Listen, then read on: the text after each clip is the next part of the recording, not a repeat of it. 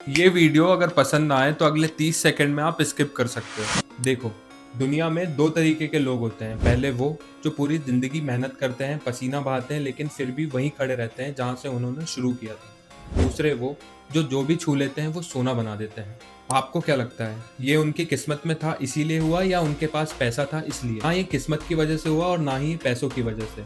इसके पीछे थी ह्यूमन साइकोलॉजी। देखो, ज्यादातर लोग अपने स्किल पे काम करते हैं, अपनी पर्सनालिटी पे काम करते हैं, मगर सबसे इम्पोर्टेंट अपने ऑपरेटिंग सिस्टम पे काम करना भूल जाते हैं, यानी अपने माइंड से। आज मैं आपके दिमाग के उस ताले को खोलूंगा जो आपको उस कामयाबी से दूर रखी है जिसके आप हकदार हो। तैयार हो जाइए, क्योंकि ये वीडियो आपकी सोचने की क्षमता को बदल देगा। स्टैनफोर्ड की साइकोलॉजिस्ट कैरोल डेक ने एक क्रांतिकारी बात कही थी। उन्होंने माइंडसेट को दो पार्ट में बांटा, एक फिक्स माइंडसेट, दूसरा ग्रोथ माइंडसेट। फिक्स माइंडसेट वाला इंसान सोचता है कि मैं ऐसा ही हूँ, मेरी काबिलियत इतनी ही है। जब वो फेल होता है तो वो मान लेता है कि वो हार गया। लेकिन सक्सेस की साइकोलॉजी कहती है कि हार जैसी कोई चीज नहीं होती, या तो आप हारते हो या फिर आप सीखते हो। सक्सेसफुल लोग इंटेलिजेंस को एक पत्थर की लकीर नहीं बल्कि एक मसल की तरह देखते हैं। जितना उसे चुनौती दोगे वो उतना ही मजबूत होगी। अगर आज आप किसी चीज में कमजोर हो तो ये आपकी पहचान नहीं, यह आपकी आज की स्थिति है जो टेम्पररी है। सक्सेस की सबसे बड़ी साइकोलॉजी है रीफ्रेमिंग, यानी बाउंस बैक करना। आम आदमी के लिए डिफिकल्टी एक रुकावट है, लेकिन सक्सेसफुल इंसान के लिए ये एक फीडबैक मैकेनिज्म है। याद रखना, थॉमस एडिसन जब 1000 बार फेल हुए तो क्या कहा? मैं फेल नहीं हुआ, मैंने 1000 ऐसे तरीके ढूंढे हैं जो काम नहीं करते। और इसे ही कहते हैं कॉग्निटिव रीफ्रेमिंग। क्योंकि आपका दिमाग एक एविडेंस सीकिंग मशीन है। अगर आप खुद से कहोगे कि मुझसे नहीं होगा तो आपका दिमाग उसके सबूत ढूंढने लगेगा। लेकिन अगर आप सवाल बदल दोगे और पूछोगे कि ये कैसे होगा, तो आपका दिमाग रास्ता तलाशने लगेगा। क्योंकि सफलता की शुरुआत माइंड की डिक्शनरी चेंज करने से होती है।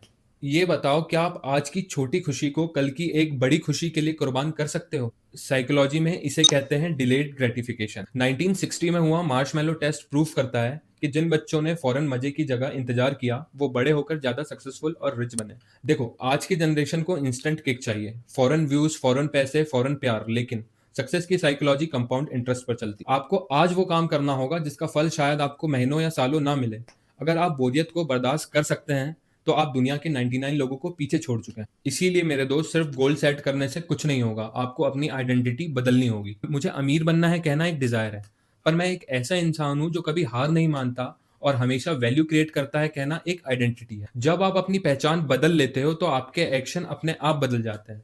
फिर आपको मेहनत के लिए मोटिवेशन की जरूरत नहीं पड़ती, क्योंकि आप वही कर रहे हो जो आप ऑलरेडी मान चुके हो। सक्सेसफुल लोग इसलिए सक्सेसफुल नहीं है क्योंकि वो कुछ अलग करते हैं, बल्कि इसलिए हैं क्योंकि वो खुद को अलग देखते हैं। तो आज आप खुद को किस नजर से देख रहे हैं? एक पीड़ित या विक्टिम की तरह जिसके साथ दुनिया बुरा कर रही है, या फिर एक क्रिएटर की तरह जो अपनी तकदीर खुद लिख रहा है? याद रखना, आपका माइंडसेट आपका भविष्य है। अगर आप खुद से पहले नहीं जीतेंगे तो ये दुनिया आपको कभी जीतने नहीं देगी। अगर इस वीडियो ने आपके दिमाग की एक भी खिड़की खोली है तो नीचे कमेंट में लिखो, माई माइंडसेट इज माई पावर।